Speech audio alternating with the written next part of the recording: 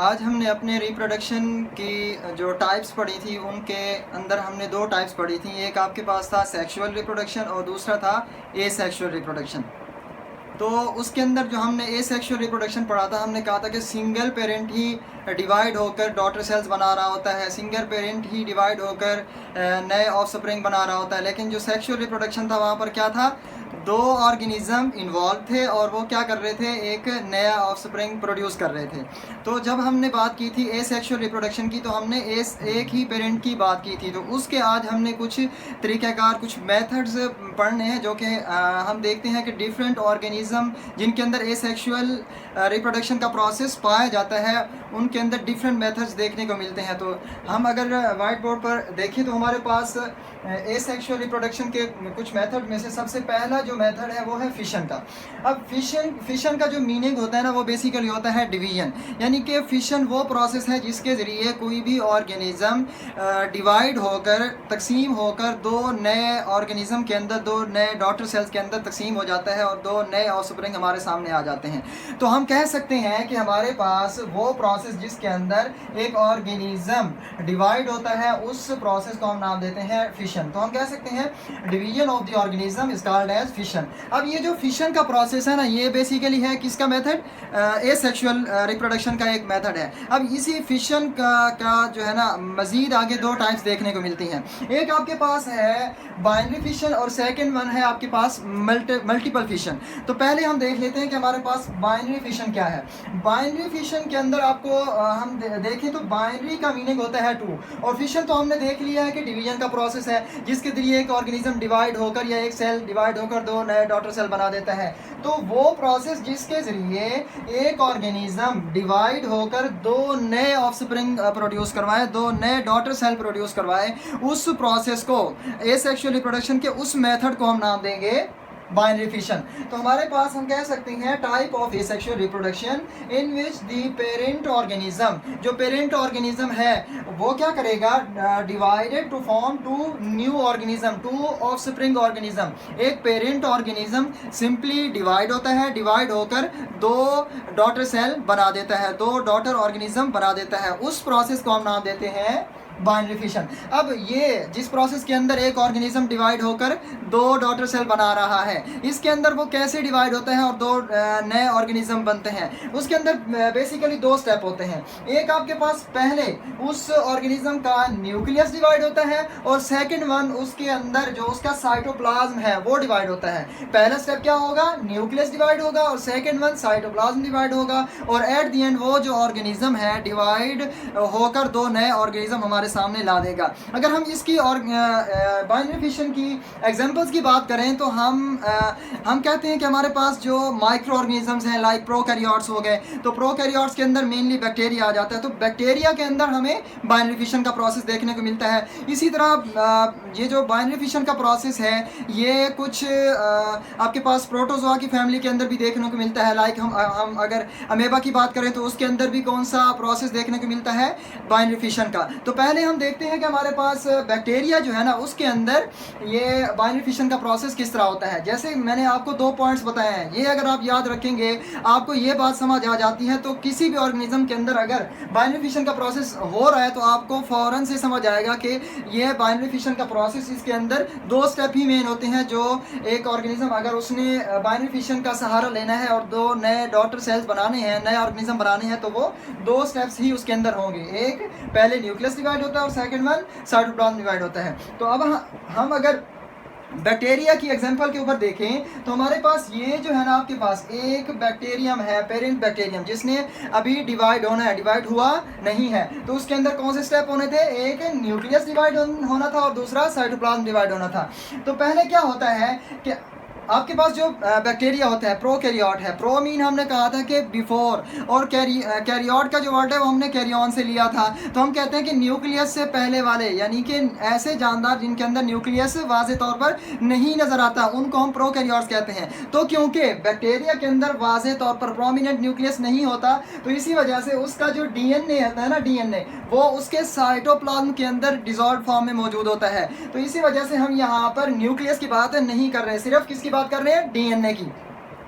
तो इसके अंदर पहला स्टेप क्या होता है, डीएनए की कॉपी तैयार होती है, डीएनए की डुप्लीकेशन होती है, और सेकंड वन वो जो पेरेंट ऑर्गेनिज्म था, पेरेंट बैक्टीरियम था, उसके अंदर डीएनए की कॉपी हो गई है। अब क्या होगा, डीएनए की कॉपी के बाद उसका जो साइटोप्लाज्म है, ये वाला जो साइटोप्लाज्म आप देख रहे हैं, ये क्या होगा, डिवाइड होगा और दो तरह के साइटोप्लाज्म हमें देखने को मिलेंगे। और उसके अंदर जो आपके पास ये कॉपी तैयार हुई थी डीएनए की, वो क्या करेगी, हर कॉपी अपोजिट पोल की तरफ मूव करेगी। यानी कि ये दो कॉपीज तैयार हुई थी, एक कॉपी जो है ना एक साइड पर आ जाएगी, एक पोल पर, और दूसरी अपोजिट पोल के ऊपर चली जाएगी। तो इस तरह क्या होता है, दूसरे स्टेप के ऊपर साइटोप्लाज्म डिवाइड हो जाता है, और उसके नतीजे में जो डीएनए की कॉपियां तैयार हुई थी, कॉपीज तैयार हुई थी, वो क्या होती हैं, अपोजिट पोल की तरफ चली जाती हैं, जिसके नतीजे में एट द एंड उनकी जो सेल मेम्ब्रेन है वो इन्वेजिनेट होकर दो नए ऑर्गेनिज्म बना देती है। पहले क्या हुआ, डीएनए डुप्लीकेट हुआ,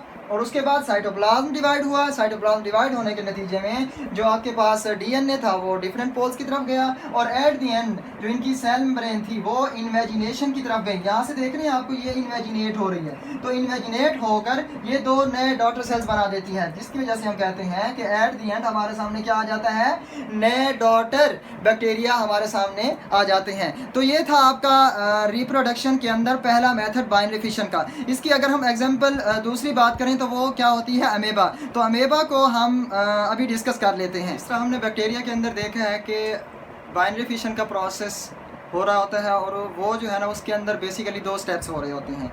फर्स्ट वन न्यूक्लियस की डिवीजन थी, और सेकंड वन साइटोप्लाज्म की डिवीजन थी। इसी तरह अमेबा जो है ना वो भी बाइनरी फिशन के प्रोसेस के ज़रिए डिवाइड हो रहा होता है और नए ऑर्गेनिज्म बना रहा होता है। तो इसके अंदर वही सेम दो प्रोसेसेस, दो स्टेप्स होंगे। फर्स्ट वन आपके पास देखें, आपके पास ये अमेबा है, अमेबा पेरेंट अमेबा के अंदर पहला स्टेप क्या होगा, न्यूक्लियस की डिवीजन होगी, न्यूक्लियस डिवाइड होकर दो न्यूक्लियस बना देगा, और उसके बाद क्या होगा, साइटोप्लाज्म की डिवीजन होगी, और वो जो न्यूक्लियस बन चुका था वो अपोजिट पोल्स की तरफ चला जाएगा, और जो दो साइटोप्लाज्म बन चुके थे साइटोप्लाज्म की डिवीजन से, और जो दो न्यूक्लियस थे वो अपोजिट पोल की तरफ मूव कर जाएंगे, जिसके नतीजे में एट द एंड क्या होता है कि वो पेरेंट ऑर्गेनिज्म डिवाइड होकर दो नए डॉटर ऑर्गेनिज्म बना देता है, जिसके अंदर हमें जो डिवाइडेड न्यूक्लियस था और डिवाइडेड साइटोप्लाज्म था ये देखने को मिलते हैं। इस तरह क्या होता है कि न्यूक्लियस भी इक्वली डिवाइड होता है और साइटोप्लाज्म भी इक्वली डिवाइड होता है, जिसके नतीजे में जो न्यू ऑर्गेनिज्म बनता है उसके अंदर जो न्यूक्लियस की रेशो होती है वो भी सेम होती है, और साइटोप्लाज्म की रेशो वो भी इक्वल, क्योंकि डिवाइड हुआ था तो वो भी हमें इक्वल कंसंट्रेशन साइटोप्लाज्म की देखने को मिलती है। तो इस तरह होता है बाइनरी फिशन का प्रोसेस डिफरेंट ऑर्गेनिजम्स के अंदर। तो जैसे हमने बाइनरी फिशन की बात की है कि उसके अंदर बैक्टीरिया और उसके साथ साथ अमेबा की बात की, और हमने कहा कि कुछ इन्वर्टेब्रेट्स भी क्या कर रहे होते हैं, बाइनरी फिशन का सहारा लेके अपनी रिप्रोडक्शन के प्रोसेस को कैरी ऑन रखे हुए होते हैं उन्होंने। तो अभी जो है ना अपने हम रिप्रोडक्शन के मेथड के अंदर, एसेक्सुअल रिप्रोडक्शन के जो हम मेथड्स पढ़ रहे हैं उसके अंदर दूसरा जो हमारे पास है वो है मल्टीपल फिशन। हमने कहा था कि फिशन क्या होती है, डिवीजन प्रोसेस है जिसके ज़रिए एक ऑर्गेनिज्म डिवाइड होता है और नए ऑफस्प्रिंग प्रोड्यूस करवाता है।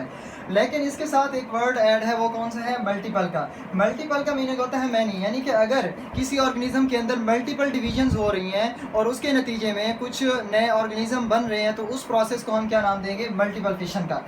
तो इसी वजह से हम कह सकते हैं कि parent organism divided to form many offsprings और new organism are known as multiple fission. Multiple fission के अंदर बेसिकली क्या हो रहा है, एक ही ऑर्गेनिज्म है उसके अंदर काफ़ी सारी डिवीजन्स हो रही हैं, जिसके नतीजे में जो ऑर्गेनिज्म बनेंगे वो भी दो से क्या होंगे, ज़्यादा होंगे। बाइनरी फिशन के अंदर क्या था, एक ऑर्गेनिज्म डिवाइड होता था और वो क्या बनाता था, सिर्फ दो ऑर्गेनिज्म। लेकिन यहाँ पर क्या हो रहा है, एक ही ऑर्गेनिज्म है उसके अंदर क्या हो रही है, मल्टीपल टाइम डिवीजन्स हो रही हैं, जिसके नतीजे में क्या होगा, जो नए ऑफस्प्रिंग बनेंगे, नई जनरेशन आएगी वो भी क्या होगी, ज़्यादा होगी।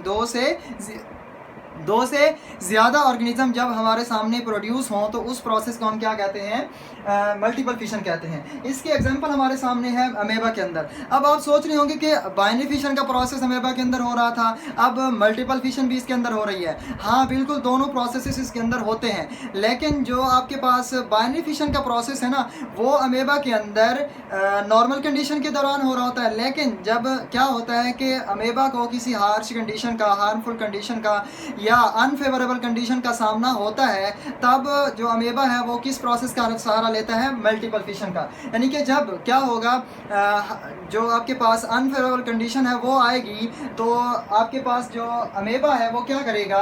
अपने इर्द गिर्द वाल्स बना रहता है, हार्ड वाल। वो जो दीवारें हैं, हार्ड वाल्स बनती हैं, वो उसको अनफेवरेबल एनवायरनमेंट लाइक टेम्परेचर की कुछ चेंज आ गई है या वाटर की कुछ चेंज आ गई है, इसी तरह और भी एनवायरमेंटल कंडीशंस हैं जो कि उसके लिए अनफेवरेबल हैं। जब वो आती हैं तो वो क्या करता है? पहले उसकी शेप हम देख रहे हैं कि वो कौन सी है, कोई भी प्रॉपर शेप नहीं है, लेकिन जब क्या आती है? अनफेवरेबल कंडीशन आती है, तो वो राउंड फॉर्म एक तो इख्तियार कर लेता है, और दूसरा क्या करता है? अपने इर्द गिर्द क्रॉस, अपने इर्द गिर्द वॉल्स वगैरह बना लेता है। उन वॉल्स को हम कहते हैं सिस्ट। यानी कि हार्ड वॉल्स जो बनती हैं अराउंड दी अमेबा, उनको हम क्या नाम देते हैं? सिस्ट का। सिस्ट क्या करेंगी? उस अमेबा को अनफेवरेबल कंडीशन के दौरान प्रोटेक्ट करेंगी, प्रोटेक्शन के अंदर हेल्प आउट करेंगी। तो अनफेवरेबल कंडीशन के अंदर वो सिस्ट की फॉर्मेशन से अपने आप को प्रोटेक्ट करता है, और इस दौरान जब क्या होता है कि अनफेवरेबल कंडीशन चली जाती है, फेवरेबल कंडीशन आ जाती है, तो वही प्रोसेस स्टार्ट कर देता है, जिसके अंदर क्या होता है कि उसके अंदर डिवीजन स्टार्ट हो जाती है, न्यूक्लियस डिवाइड होता है। न्यूक्लियस की डिवीजन काफ़ी मरतबा होती है, जिसकी वजह से मैनी डिवीजन देखने को मिलती हैं। जब न्यूक्लियस की डिवीजन काफ़ी ज़्यादा होती हैं, तो जिसके नतीजे में साइटोप्लाज्म की डिवीजन भी ज़्यादा होती हैं, और उसके नतीजे में हर साइटोप्लाज्म एक न्यूक्लियस के इर्द गिर्द आ जाता है, और इसके नतीजे में हमारे सामने काफ़ी सारे ऑर्गेनिज्म बन जाते हैं। तो ये हमारे सामने एट द एंड क्या निकलते हैं? काफ़ी सारे नए ऑर्गेनिज्म देखने को मिलते हैं। तो इस वजह से हम कहते हैं कि वो प्रोसेस जिसके अंदर एक ही ऑर्गेनिज्म होगा, उसके अंदर मल्टीपल काफ़ी सारी डिवीजन्स होंगी, और जो ऑर्गेनिज्म बनेंगे वो भी लार्ज नंबर में होंगे, काफ़ी सारी क्वांटिटी के अंदर अगर ऑर्गेनिज्म प्रोड्यूस हो रहे हैं, तो जो प्रोसेस हो रहा होगा, एसेक्सुअल मेथड जो होगा, उसको हम क्या नाम देंगे? मल्टीपल फिशन का।